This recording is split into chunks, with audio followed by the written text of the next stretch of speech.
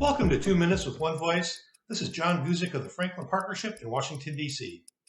In honor of opening day this week for my Washington Nationals, I want to share a little inside baseball with you. Well, this version of inside baseball is inside baseball under the Capitol Rotunda.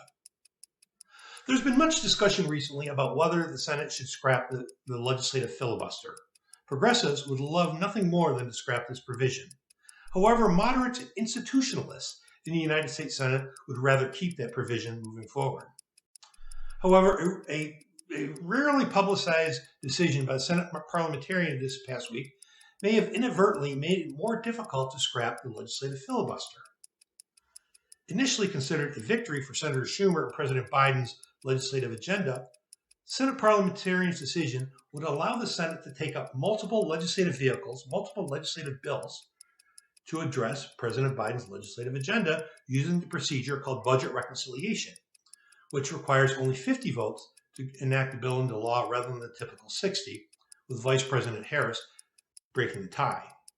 This decision will give the Democrats several opportunities to pass President Biden's jobs and infrastructure bill, which will include billions of dollars for roads, bridges, broadband, green energy programs, but is paid for by higher taxes on corporations, high earners, and pass-throughs.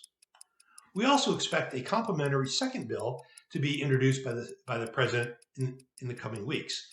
This provision will provide enhanced leave benefits, changes to the Medicaid and Medicare programs, the prescription drugs program, and perhaps additional funding for workforce development programs. This decision relieves pressure on Senate Majority Leader Schumer to scrap the legislative filibuster.